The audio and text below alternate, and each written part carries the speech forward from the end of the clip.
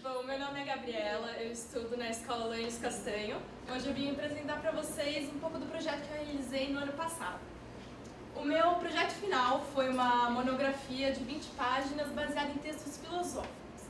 Então, eu estou vindo aqui hoje para vocês tentar dinamizar um pouco dessa apresentação para abordar um assunto que eu acho que ainda precisa de muita reflexão também, como outros jovens aqui também, pelos seus trabalhos, porque muita coisa que os jovens não fazem hoje em dia é refletir. Então eu trouxe um pouco dessa ideia da nossa atual realidade para a gente pensar sobre. Bom, o projeto surgiu como uma iniciativa de reflexão sobre a proposta da escola de desenvolver um tema sobre cidades, desenvolvimento e contradições, sobre o questionamento de se a dignidade do ser humano e o desenvolvimento das cidades podem ser conciliáveis. E nisso, como todo bom jovem revolucionário, eu fui analisar a situação que vivemos atualmente e falei, meu, como é que a gente chegou aqui, né? O que está acontecendo? Por que o mundo está assim? Então, fui pesquisar, fui procurar, fui pensar, que é uma coisa muito importante que as pessoas não fazem muito hoje em dia. E então eu comecei a pensar, com o desenvolvimento urbano e tecnológico, o ser humano veio se adaptando a essas transformações. Até que hoje nós vivemos uma dialética, nós vivemos uma vida que acompanha essas mudanças e então assim se insere numa tecnologia. Então, desse modo eu pensei, e a agressão? Antigamente, as pessoas não tinham opção. Quando você tinha um conflito com alguém, quando você combatia alguém, era mano a mano, era pedra a pedra, era espada a espada. E com o desenvolvimento, as pessoas foram cada vez mais se distanciando. Começaram a surgir as armas, começaram a surgir as bombas. E não só fisicamente também, mas a agressão verbal. E nisso entra a questão então, de como o ser humano se adaptou a isso. Porque antes as agressões eram feitas fisicamente.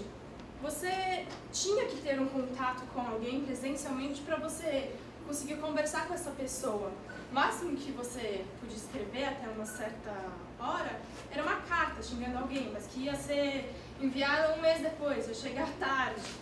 Então, os conflitos, as discordâncias eram todas feitas presencialmente, que exige do ser humano muito mais envolvimento no que ele está falando, muito mais coragem no que ele está falando.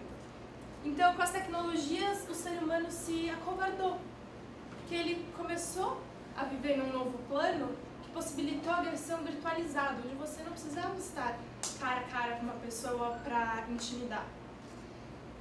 Então, nisso, eu comecei a procurar os objetivos do meu projeto, entender essa dinâmica do cyberbullying, e uma coisa que me ajudou muito foi fazer perguntas, questionamentos, por mais simples que fossem, porque daí me levaram ao desenvolvimento. Então, como o bullying é tratado no meio cyber? Tipo, como essa mudança de plano fez com que a agressão se tornasse diferente? De que forma a violência muda? Como são as relações entre os indivíduos em tal meio? Porque essa é uma questão muito importante, eu vou discutir mais pra frente. E, enfim, como um panorama mais amplo, reflexivo, mas que exige pequenas outras determinações que você precisa para conseguir chegar a uma reflexão, qual seria a relação entre a modernidade, o virtual, a sociedade e a ética do ser humano? Primeiro, diferenciar bullying e cyberbullying. Acho que as meninas diferenciaram muito bem, então eu não vou tomar muito tempo nisso. Bullying, todos sabem, é o assédio moral, agressivo, mas o ponto importante disso, para diferenciar, para traçar um panorama entre bullying e cyberbullying, é o aspecto presencial, o aspecto físico. No bullying, você precisa... o bullying acontece em um espaço delimitado. Então, foi o que eu falei, você tem que ter esse contato presencial entre os indivíduos. Já no cyberbullying, muitos filósofos consideram uma forma atual de bullying, não também muitos filósofos, muitas pessoas que não são filósofos. Mas, então, que ele é praticado através dos meios tecnológicos no mundo virtual, que hoje é disponível para todo mundo. E essa mudança de mundos, essa transferência, que também implica em mudanças no eu, intensifica de forma muito grande a prática do bullying e as suas consequências, de forma que facilita a sua prática e intensifica as suas consequências. Mas então, por quê? Por que isso acontece? Por que o meio cyber? Antigamente só se tinha uma dinâmica de o que é real e o que é ficção. Não se tinha um meio no qual você conseguia ter um pouco dos dois. Você vivia a realidade e imaginava as coisas impossíveis. Os contos de fadas, as histórias, tudo era mito. E hoje em dia, o mundo virtual surgiu para permear esses dois mundos. Então, o meio virtual começou a dinamizar a realidade com a ficção, abrindo um universo de possibilidades. Universos que, assim, eram inimagináveis. Você pode inventar um perfil, você pode inventar um novo você. Fica muito mais fácil de mentir para você mesmo, fica muito mais fácil de mentir para os outros, porque o virtual, muitas vezes, ele pode se sobrepor ao real e ir muito mais para o lado ficcional, de formas até, às vezes, muitas vezes, inocentes, que você fala, eu vou inventar um perfil no Tinder, porque daí eu vou arranjar alguém para namorar comigo. Ou você pode inventar um perfil no Facebook para xingar as meninas gordas do seu colégio. Ou você pode inventar um perfil para xingar as feministas do seu colégio. Então, essas novas possibilidades podem ser vistas de vários modos, como na parte da invenção. Mas daí surge um pouco da parte filosófica do que é o virtual. Antigamente, essa ideia permeava dentre ao real e a ficção. Era inconsistente, não era um meio concreto, que foi um pouco do que eu falei anteriormente. Você tinha dois planos, o real e o ficcional, não se havia uma permeação entre os dois. Então eles eram muito demarcados. E no sentido contemporâneo da filosofia, o virtual já é considerado como um novo meio, uma nova realidade. Então, dessa forma, ele é caracterizado como constante no tempo. O virtual não acaba. Não é que você trava o seu celular ou desliga o seu celular que o virtual acaba. Você desliga o computador. O virtual, ele é infinito, ele fica lá para sempre. E nisso, tudo que você faz nele. Não é só desligar o telefone, como eu falei, não é só se desligar que você desliga o mundo da realidade. E então é aquilo que, se é possível, também além do plano do real, aquela coisa de inventar, da possibilidade que eu falei um pouco. E nesse contexto de virtual surgem duas novas vertentes, dois novos conceitos, que são importantes também para entender até onde eu quero chegar. A questão de virtualidade, que a virtualidade se torna uma nova condição de existência, ela começa a substituir a realidade e substituir o meio no qual o ser humano vive. Então, é aquela história, a ausência que é a presença, porque você não está presente fisicamente, mas o seu perfil virtual ainda se torna presente, porque é um novo mundo, então ainda é uma nova realidade. E para auxiliar essa dinâmica, surgiram sistemas informáticos, no qual você simplesmente muda o seu eixo do ser. Você consegue deixar de ser uma pessoa que você pode abandonar o seu perfil real e formar um virtual, da maneira que você quiser, porque na internet não há o que é verdade, o que é mentira. Quem determina isso, quem sabe isso, geralmente você só sabe isso na sua essência. Então você consegue inventar muita coisa e fugir de muita coisa muitas vezes. Então, e ao mesmo tempo a virtualidade, através dos sistemas informáticos, consegue transformar o aqui e o agora nesse mundo. Então você está vivendo aqui agora, mas você pode estar no celular falando com uma amiga no WhatsApp ou checando o Facebook e está em outro mundo paralelo. Você consegue vivenciar diferentes mundos ao mesmo tempo.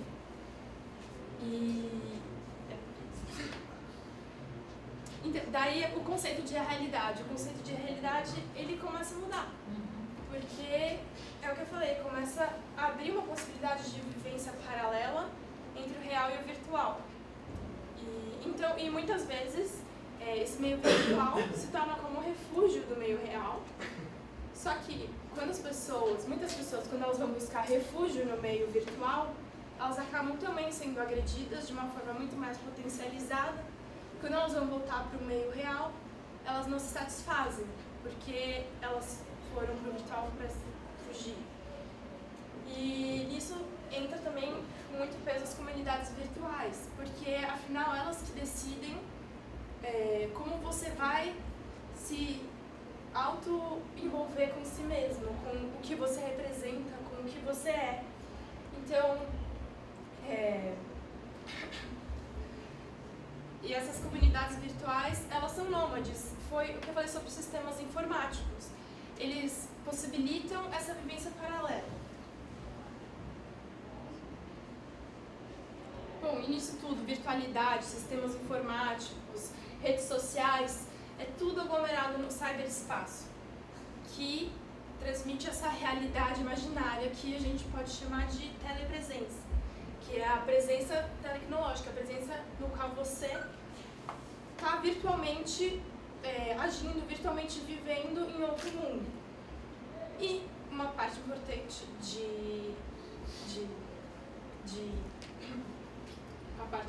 de realçar sobre o cyberespaço é a distinção e a dinâmica que ele traz. Porque quando as coisas estão no virtual, qualquer pessoa pode mudar, qualquer pessoa pode distorcer, qualquer pessoa pode gravar. As informações são muito mais manipuláveis, as informações são muito mais abertas ao outro. Então, muitas vezes também informações pessoais, mesmo uma foto que você poste, qualquer pessoa pode ir lá, salvar a foto, mudar no Photoshop, fazer alguma coisa e tornar disso uma nova realidade, uma nova verdade. Então nisso também entra as relações de massa. Porque se um grupo de pessoas resolve boicotar uma foto sua e falar que aquela lá era verdadeira, esse grupo de pessoas vai se sobrepor a você. E nisso também surge a agressão, o cyberbullying. Você não tem como comprovar o que é real. As coisas ficam muito mais modificáveis.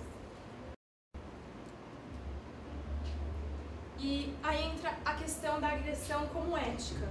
Porque quando você segue valores, tem a sua ética, na agressão a ética é abandonada.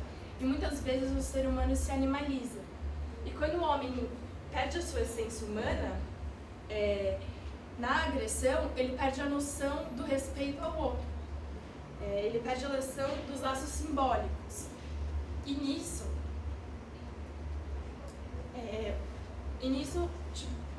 as particularidades dos outros, que não são normatizadas, que não são partes de um padrão, elas passam a ser linchadas. Porque os indivíduos humanizados, eles conseguem se colocar no lugar do outro, eles têm essa essência humanitária de respeito.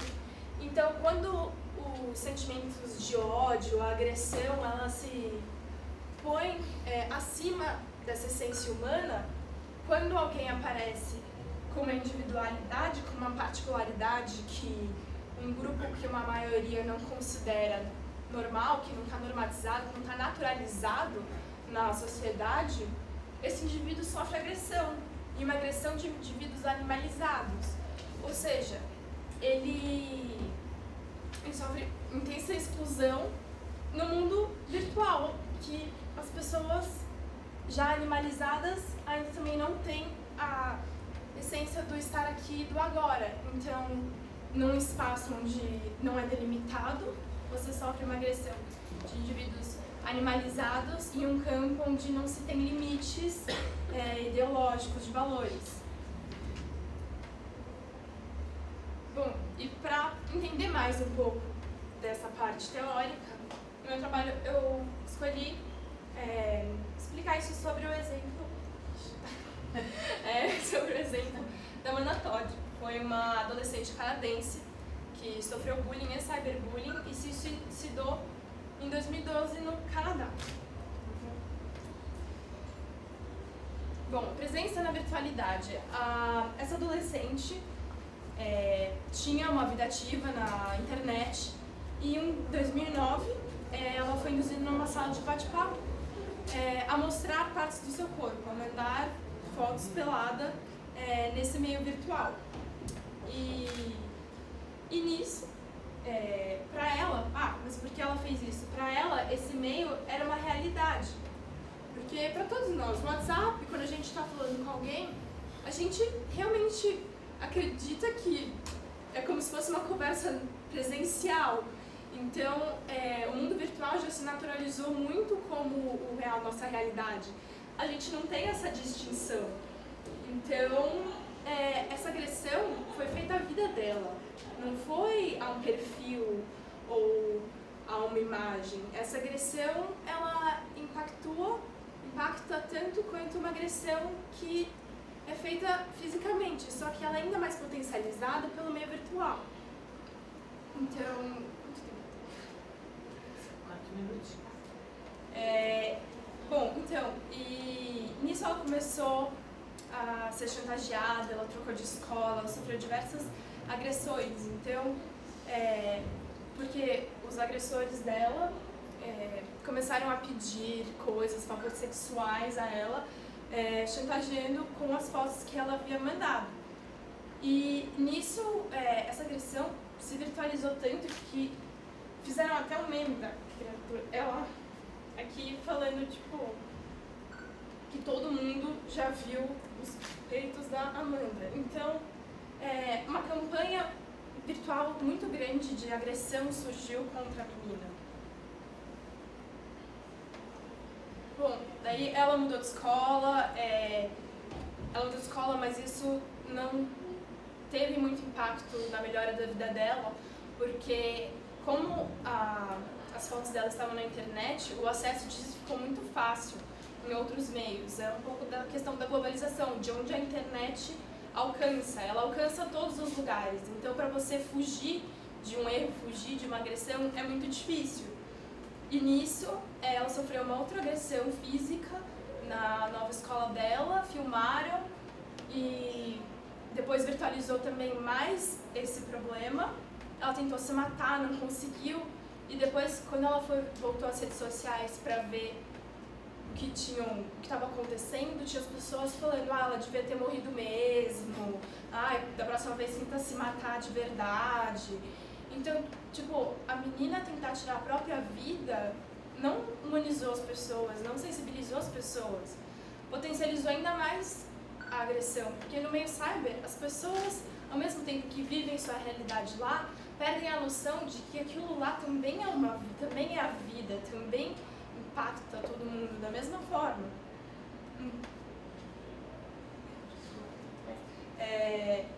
Bom, e nisso existe um pouco da parte da ética das relações de poder nesses meios. Os agressores tentam manter a vítima como posição de objeto sempre. Então, para isso, eles sempre atuam de forma sádica, tentando deixar a vítima em posição de objeto. E a vítima, muitas pessoas pensam assim, fazem uma crítica às vítimas. Por que ela só não desliga o computador, não liga, sai desse meio? Por que ela aceita receber tudo isso? E isso é uma coisa muito mais complexa, porque você não pode falar que a pessoa é masoquista, porque aquilo lá é a realidade dela também, é a vida dela.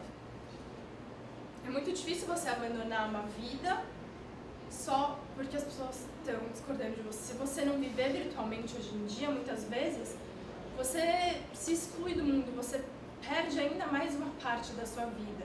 Então as pessoas preferem, muitas vezes as pessoas preferem ficar no meio virtual do que se excluir fisicamente. Porque não é mais possível sem independência. Bom, então a questão mais de quando o bullying se virtualiza, as implicações causadas nisso. A agressão se intensifica muito mais porque amplia o sentido da presença no ato. As coisas ficam muito mais intensas, ficam muito mais fáceis, o meio é muito menos controlado e as proporções disso tudo ficam maior. A prática facilitada ocorre a qualquer momento e é para sempre, aquela coisa, o meio virtual, o mundo virtual não se desconecta. E é onde ninguém tem controle das coisas. Bom, o caso da Amanda terminou com ela entrando num estado de depressão ainda mais forte. E tudo pra ela estava se tornando um processo ininterrupto por causa da internet, por causa do bullying da internet, que era uma coisa que se perpetuava. Não tinha como deletar tudo que já estava na internet. Então, ela se enforcou em 2012. Bom, mas enfim. Qual a relação entre a modernidade virtual, a sociedade e a ética do ser humano? O que leva as pessoas a agredirem tanto uma menina na internet, fazerem tudo isso a ponto da menina tentar se matar, as pessoas persistirem nisso e ninguém se sensibilizar com nada? O problema é que a modernidade transforma a sociedade ao inseri-la no meio virtual, onde a ética é constantemente questionada. A ética como valor é dificilmente vista no meio virtual. Então, é um pouco disso. A sociabilidade ela é questionada por causa da ética. O problema está que as pessoas, ao mesmo tempo que elas vivem no meio virtual como se aquilo fosse uma realidade, como se aquilo fosse a própria vida, elas não têm noção de que é a vida do outro, elas não enxergam que também é a vida do outro. Então, qualquer comentário, principalmente a gente vê, por exemplo, com pessoas famosas, que têm milhões de seguidores, você entra para ver os comentários, uma grande parte das pessoas estão xingando, estão falando mal da publicação. Ah, a pessoa é famosa, ela não vai nem ler isso, entendeu? Sendo que aquilo é a vida da pessoa também, as pessoas vivem hoje no virtual. Então, a noção importante disso é o que é um comentário, o que é uma agressão, tipo, até que ponto a vida passa a ser uma agressão no virtual e como isso implica na vida das pessoas. Porque ninguém tem noção disso, a não ser quando é individual, quando é com si próprio. E é isso.